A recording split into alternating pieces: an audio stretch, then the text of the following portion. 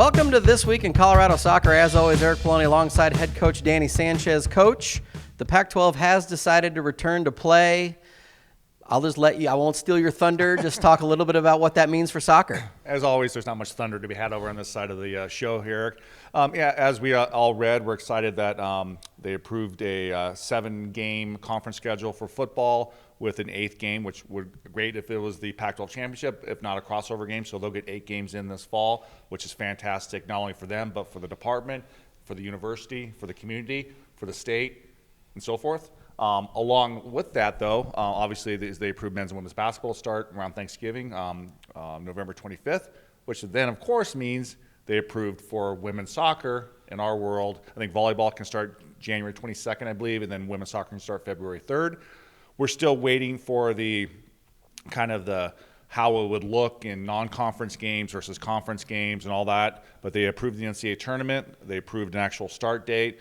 When we'll start preseason, which would be in the winter, in January. Those things are still up for debate. The SWAs are meeting over the next week or so hopefully the next week we'll get more clarification on that. But it's exciting that we're making progress towards play, and we're obviously very excited that there will be fall sports here at CU.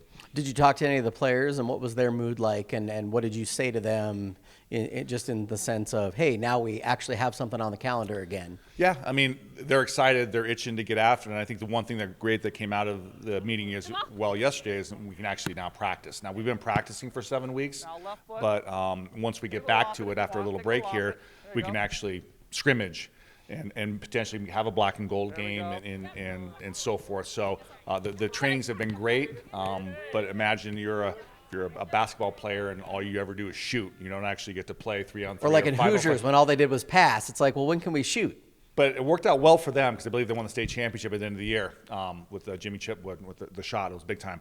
But so I think we're kind of past that phase, Eric. We've dribbled around the benches enough that, and for you younger people, you have no idea what the references we're making to Hoosiers. I was going to say, how many of the players on the team currently know what Hoosiers is? It's disappointing, but very few. But big picture is, we'll be able to train for real and really kind of ramp it up. Probably, we'd still love to get a fall game, so I think that's still potentially on the table, but realistically, most likely it's February. So really amp up until Thanksgiving, and then Thanksgiving till through New Year's will kind of be our normal May, June time, and then January will be our July. So it's just like everything in 2020.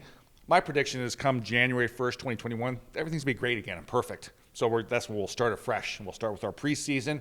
It'll just be a little bit colder than normally is in August. How do you slide that calendar? Is that a Google Translate thing, or is there an app for that, or do you have to actually sit down with the abacus and do the math yourself? I don't have no idea what you're talking about. We have all hard copy papers. Hard copy papers. Pencil. Old school. I like it. Pencil and eraser. Well, Coach, obviously the team, as you had mentioned, have been training, and they'll be real excited to get back to some actual competition, and like you said, maybe a black and gold game.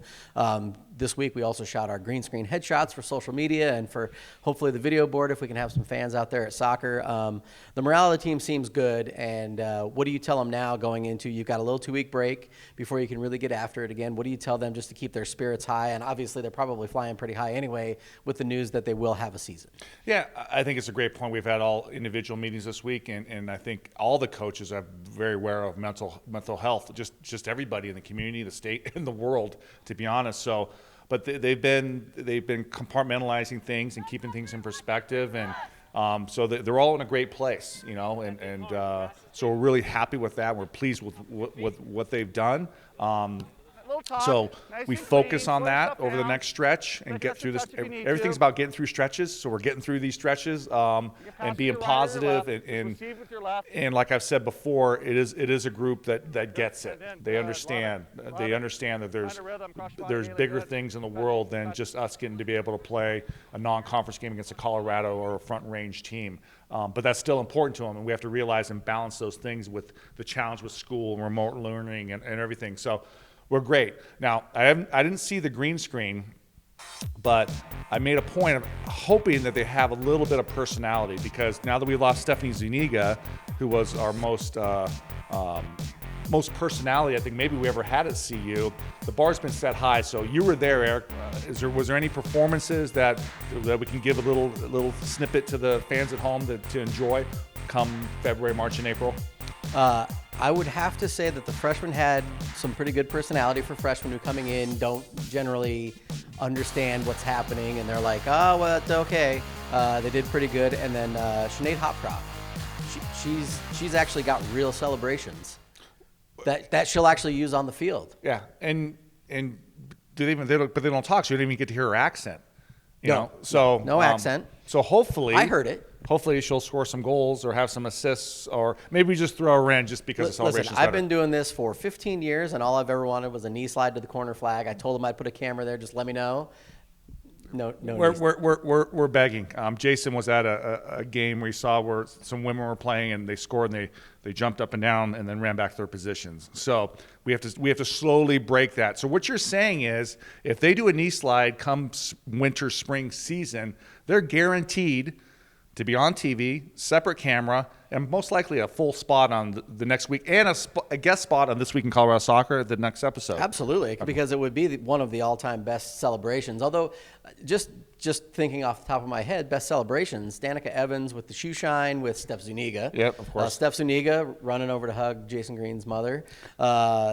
Danica Evans with a backflip. That was good. Problem is, Danica Evans and Stephanie Zuniga aren't on the team anymore. They are not on the team anymore. So Nancy Betts had a great one as well with the shoe shine, and Taylor last year when she became all-time leading scorer running over the bench. So they have it in America. We just have to pull it out. It's there, yes, absolutely. Well, let's hope that goals aplenty come February. Yes. I'm sure that's what, as a coach, you just say, just score goals. I don't know how it works. Hey, if they don't want to celebrate, it's fine, as long as they score the goals. As long as they score the goals. Well, Coach, really excited for what's to come. And obviously, hopefully, the team's really excited that they will have a season and competition will begin after the new year, which a little more patience, but as you mentioned, maybe a black and gold scrimmage to come. And as always, follow the Buffs, cubuffs.com/soccer. We'll see you next week.